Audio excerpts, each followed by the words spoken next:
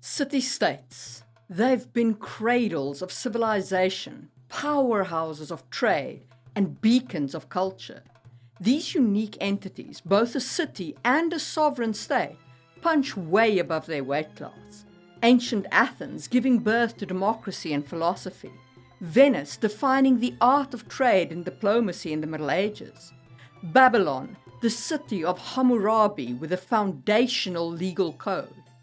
Each one a city-state that left an indelible mark on history. But why should you care about city-states? Because understanding these entities can provide a whole new perspective on how societies can develop and interact, painting your fantasy world in vivid and unexpected colors.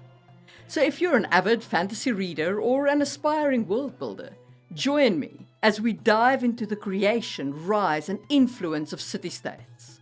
Welcome to another episode of Just in Time Worlds with your host, Marie Mullany. Just before we dive into the video, I will be in San Diego for Comic-Con and selling signed copies of Sangwheel Chronicles Book 1 and 2. If you want to pick up a signed copy, come look for me and my podcast partner Drake in the small press area stalls Q1 and Q3. If you want a signed copy but you can't be there or want to ensure you get a signed copy in case I sell out, there is a link to pre-order on my Ko-fi page in this information card and down below. I will send out orders from Las Vegas after Comic-Con. So if you're interested in signed copies of my epic fantasy books, go ahead and hit that pre-order link. It is also a great way to support the channel. Okay, enough of that. Let's crack on. First, what is a city-state? At its most basic, it is a sovereign state consisting of a city and its surrounding territory. Unlike towns, which are often part of larger political entities, city-states are independent. They have their own government, their own economies, their own laws, and their own military forces. And unlike kingdoms or empires, city-states don't rule over vast territories or multiple cities. Instead, their power is concentrated in one urban center. There is a caveat here: city-states can grow into a sort of federated empire, as happened during the Bronze Age, and I will discuss that later in this video. City-states have left a remarkable imprint on our history. In the cradle of civilization in Mesopotamia, Uruk rose as a dominant city-state during the 4th millennium BC. Located in present-day Iraq, Uruk is considered one of the first true cities in the world and a powerhouse of the ancient Sumerian civilization. Its innovative urban planning with defensive walls, ziggurats, and a complex system of canals made it an epicenter of early civilization and a model for future city development. Uruk was a major hub of commerce, connecting the agricultural lands of Mesopotamia to the trade routes of the wider ancient world. Moreover, it was a cultural and intellectual beacon, with its scribes playing a key role in the development of cuneiform, the earliest known form of writing. The famed Epic of Gilgamesh, one of the world's oldest known pieces of literature, originates from Uruk, underscoring the city-state's monumental impact on human culture and history. If you want to look a little more recently than that, though, in the 1st millennium BC, Carthage was a powerful city-state with a vast maritime network that dominated the Western Mediterranean. It was a center of trade and culture with influences from the native Berbers and its founding Phoenicians. Carthage was famed for its advanced civilization, grand architecture, and formidable navy. It is sadly perhaps most famous for the Punic Wars, which it ultimately lost, resulting in its total destruction by Rome, which of course also started as a city-state. City-states also appear frequently in fantasy literature. George R.R. Martin's A Song of Ice and Fire series features several city-states in the region known as the Free Cities. Each city, from the merchant paradise of Quarth to the warrior-led Braavos, showcases different forms of governance, economy, and culture, enhancing the richness of Martin's world. Similarly, Scott Lynch's The Lies of Loch Lamora takes place in Carmore, a city-state inspired by Venice with its canals, secret societies, and a vibrant criminal underworld. This setting provides a rich backdrop for Lynch's intricate plots and character interactions. In creating your own city-states, you have the opportunity to condense the complexity of a whole nation into a single urban microcosm. The compact nature of a city-state lets you focus on detailed world building without having to manage an entire continent worth of cultures, climates, and conflicts. So, if you'd like to learn more, hit the thumbs up button and let's talk about how city-states come to be. So how do these city-states grow from humble towns to dominant political entities? What factors encourage this kind of transformation? There are several key elements that often combine in the emergence of a city-state. The first is strategic geographical location. A city-state typically arises in a place that holds a significant advantage, such as a harbor or a defensible hilltop, or both if you can manage it. These favorable positions allow the city to flourish and hold its ground against potential threat. The second element is resource availability. A city-state needs a stable supply of food, water, and other resources to sustain its population and economy. This can mean fertile lands for agriculture, a river for fresh water and transportation, or nearby mines for precious metals and stones, and a healthy trade network. The third factor is strong leadership combined with a shared identity carried in the mythos of the city. Let's consider Rome as a great example of this. The small town on the banks of the Tiber River evolved into a city-state and eventually into an empire, a process largely driven by the consolidation of power and a robust government. In the very early days, Rome was ruled by a monarchy, which was then replaced by a republic. The republic system of government, a combination of democratic assemblies and elected officials, showcased strong leadership that guided Rome's growth and managed its resources. Furthermore, the shared identity and mythology of Rome played an equally significant role. Romulus and Remus, the mythical twin brothers who founded Rome, were believed to have been trained by a she-wolf, a tale that spoke to the Romans' tenacity, resilience, and their divine destiny as they saw it, their manifest destiny. This narrative gave the citizens of Rome a unique collective identity and instilled a sense of pride and purpose that fueled the city-state's growth. This blend of strategic leadership and powerful shared identity not only supported the transition from town to city-state, but also played a vital role in Rome's rise as a world power. The mythos of Rome was a binding force that united its citizens and inspired them to contribute to the city. In fantasy, you can see the same trends borne out in Braavos from George R.R. Martin's A Song of Ice and Fire. The founders of Braavos were slaves who revolted against their Valerian captors on the ships where they were held. According to the lore, the moon-pale woman, a slave from a far-off exotic land, prophesied that they would find a safe haven, and she led them to the location that became Braavos.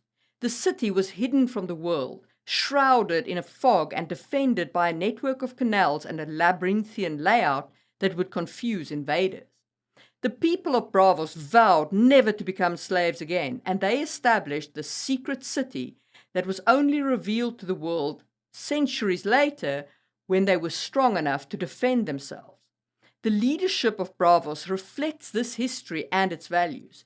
The city is governed by a sea lord elected from the populace, embodying the spirit of freedom and equality that is integral to the city's origin.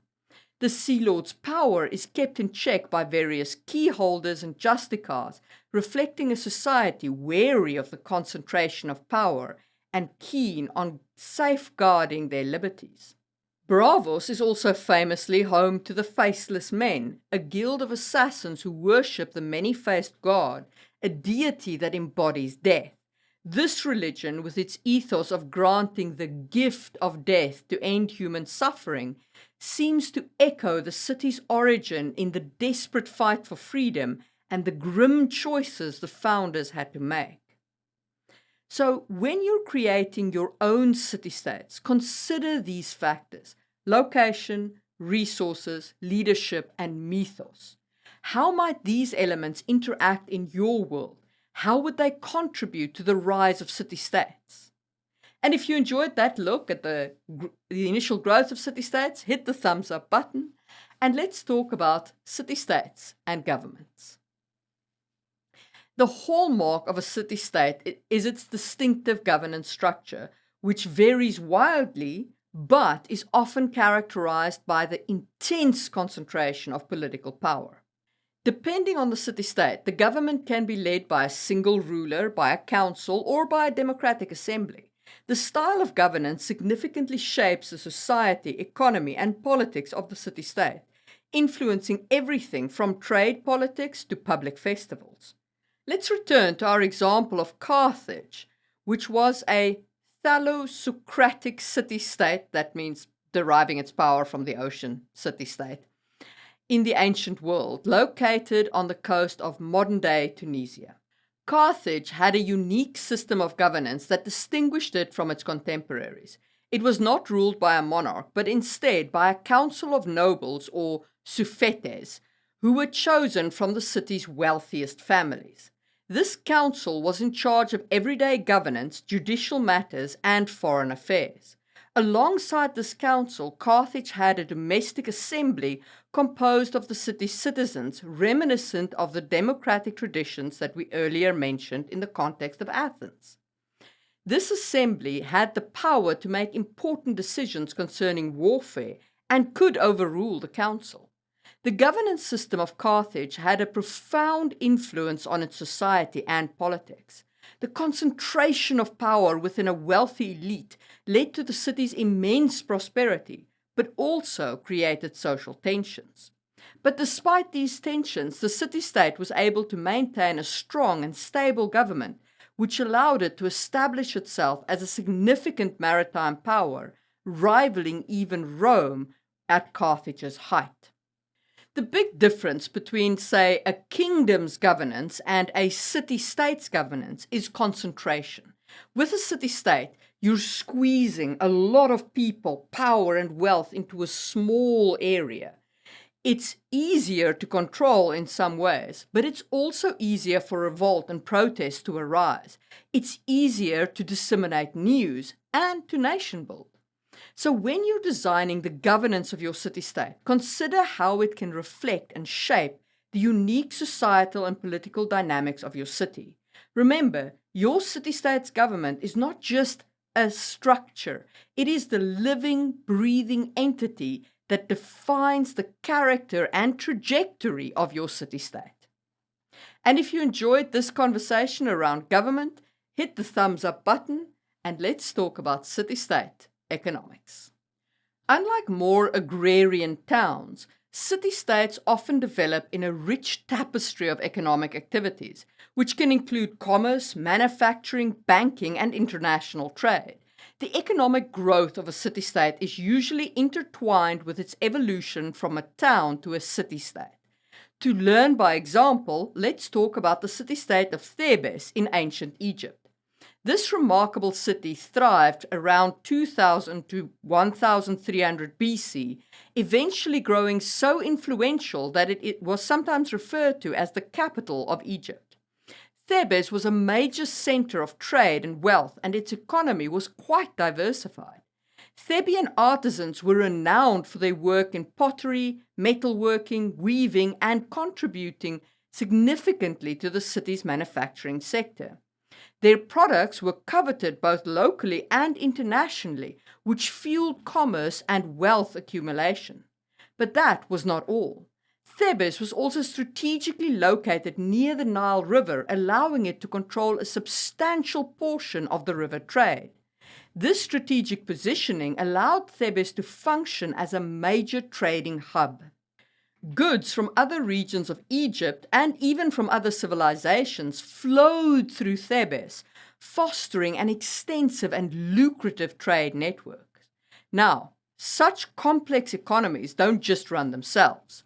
They necessitate systems for managing labor, distributing resources, and handling trade disputes. In Thebes, for example, a class of professional administrators educated in writing and mathematics helped manage these systems, ensuring the smooth operation of the city-state's economy. In your fantasy world, think about your city-state's economic structure. It can provide a wealth of story-building material. How does your city-state generate wealth? How does it distribute resources and handle labor? What role does trade, both local and international, play in its economy? Answering these questions can help you create a more vibrant and plausible city-state. And if you enjoyed that brief look at economics, hit the thumbs up button, and let's talk about war and empire. For city-states with their limited size and resources, defending themselves is a unique challenge. So how do they meet this challenge? One way is through the use of mercenaries. In the absence of large standing armies, a city-state might hire professional soldiers to bolster its defenses or expand its influence. An excellent historical example of this can be found in the Italian city-states of the Renaissance.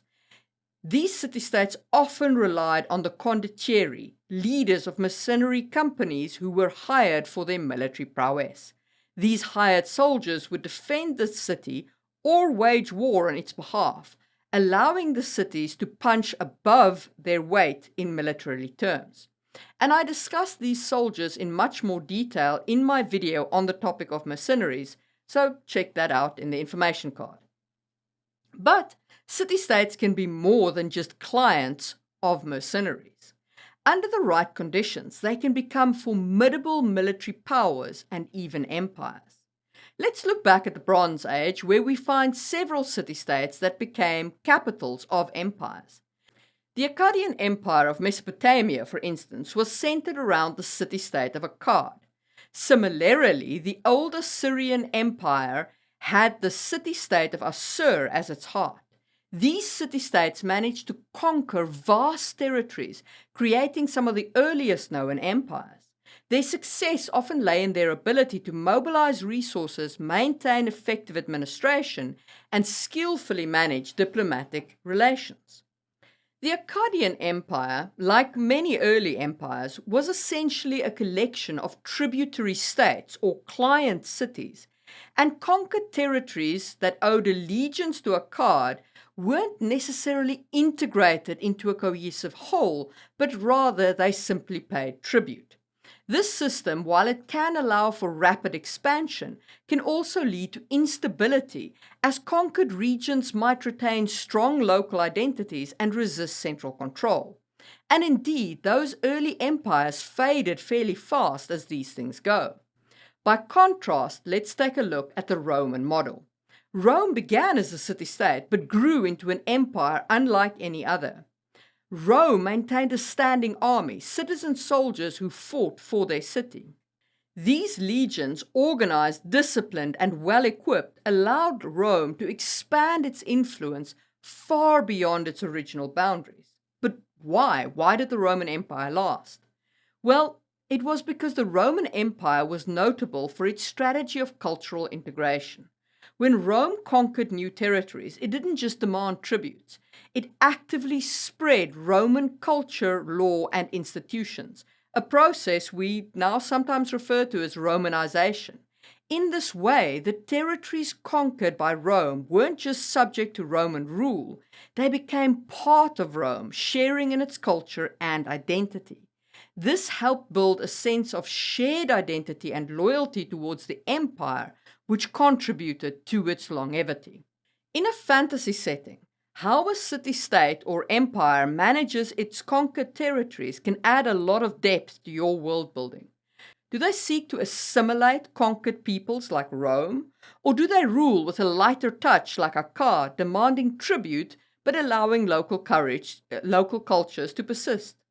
This can have big implications for the stability of your empires and the experiences of your characters. Or maybe your city-state just doesn't maintain an army and hires only mercenaries when it needs to, like the Italian city-states, and you have mercenary companies roving the countryside like superstars. And if you enjoyed that discussion of the military aspects of city-states, hit the thumbs up button, and let's talk about some of the unique challenges of a city-state.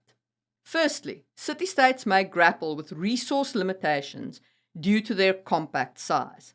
They may not possess enough arable land for farming or lack natural resources or have limited pool of manpower. The city-state of Singapore in the modern world, for instance, has to import most of its necessities, including water and food, due to its lack of natural resources and agricultural land. Ancient city-states often face similar issues, having to establish complex trade networks or rely on their maritime capabilities to acquire what they needed. Secondly, threats from larger powers have always been a reality for city-states. Their relative smallness might make them attractive targets for more extensive empires or kingdoms seeking to expand their territories. For instance, the Greek city-states were often at risk from the Persian Empire in ancient time. Strategies for survival here may include forming strategic alliances, employing skilled diplomacy, or maintaining powerful defensive structures or militaries. And then, of course, internal strife can also pose a significant challenge. Given the condensed population and political structure, disagreements could escalate rapidly, leading to internal conflict or even civil war. The societal and political upheaval in the Renaissance era Florence, often revolving around the powerful banking families like the Medici, serves as a historic example of such internal tensions. So, while city-states hold the potential to add remarkable depth and complexity to your world building, they also demand careful consideration to the challenges they might face. They can be a microcosm of everything you want to build in an easily containable package. And those are my thoughts on city-states in world building. If you want to say thanks for the video, super thanks and memberships is enabled. And do remember to check out those signed book options on Ko-fi. If you enjoyed this video, check out my video on designing towns in fantasy worlds. And I will see you soon for another one.